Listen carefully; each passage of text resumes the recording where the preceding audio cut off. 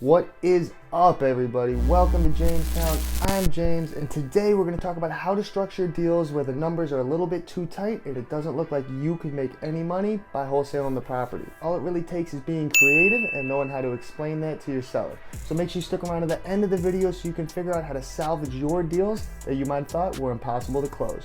Let's get into it. All right, so I have 3 examples of different deals that I had that were really impossible to close as cash deals, so I had to get creative to make the slim numbers work so we could make some money. So the first example was from a seller named Ryan. So Ryan was in foreclosure and he wasn't really able to sell his house on market because he owed just about as much as the house was worth. So therefore we weren't really able to purchase it at a discount with cash so that we could wholesale it to a flipper because the numbers wouldn't work, the flipper wouldn't be able to make his margins, and there's just no way. So because he owed about $205,000 on his mortgage and we would have needed it at like $180 to give him a cash offer and give it to a flipper, we decided to make up that $25,000 by doing a subject to deal.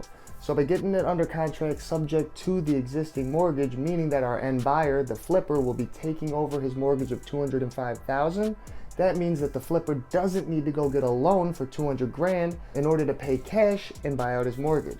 Now this saves the flipper from having to pay 10 to 12% interest month after month as he's flipping the property and selling it on a $200,000 loan. So all in all, this is to end up saving the flipper between $15,000 to $25,000, making his entry cost to get into the deal much lower and salvaging a deal for us that was otherwise dead in the water. The second example of a deal we were able to salvage was from one of the recent videos I just made with Bob. Now the numbers were so tight on this one when it came down to close that we were only going to be making a couple $1,000s, and I paid thousands of dollars to get that lead using Facebook ads. So to make the numbers work, because we weren't able to use creative finance, I decided to go back to the seller and negotiate a lower price. Now if you want to see that video, I got it for you right here while I'll walk you through from beginning to end of the whole deal, as well as link it down below in the description for you guys to check out.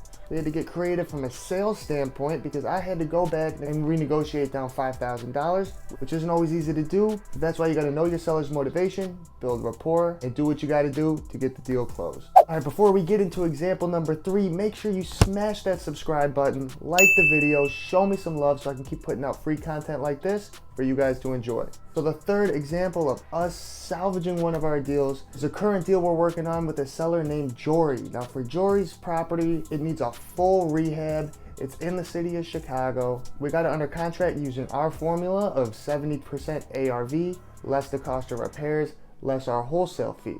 Now the only problem is, even though our numbers were correct, we didn't take into account the area. The area is a little bit undesirable and people are only offering us $45,000, $50,000 for a property that we got under contract for $60K, thought we'd be able to wholesale for $69,000. So to solve this problem, similar to the first example, we needed to cut down the end buyer's costs to make this a more attractive offer. So we went back to Jory and negotiated, instead of buying it $60,000 cash, we get it on seller finance, meaning that we give her a down payment of $5,000 to $10,000 up front when it closes until the property is rehabbed, flipped, and sold, and at that time she gets the other $50,000 to $55,000 out of the proceeds of the sale. Now what this does is it means that whoever buys the property to flip it doesn't need to come to the table with $70,000 cash or take out a loan for $70,000 to get the property. They can come in with a small $5,000 to $10,000 down payment and not have to worry about paying off the rest of the deal until the property sells. So again, this lowers their carrying costs because they don't need a loan at 10 to 12%, and it lowers how much money they actually need to have on them to get into the deal. Now these things all made the deal a little bit more attractive to cash buyers, making them more willing to overlook the undesirable area that the property may be in and take on the deal. So that's it, guys. 3 deals we were able to salvage by using creative finance, creative negotiating skills, and getting the job done. So if you think you have dead leads, there's no equity, or there's no way you can make it work and pull money out of it, think again. If you need help structuring a deal like this, leave it down below in the comments. Join my Facebook group, which is linked down below in the description, or follow me on Instagram and shoot me a DM there. I'd love to help you guys out, get your deals structured, and help you take them down. So that's it, everybody. You're in Jamestown now, so relax, take some notes, and let's make some fucking money.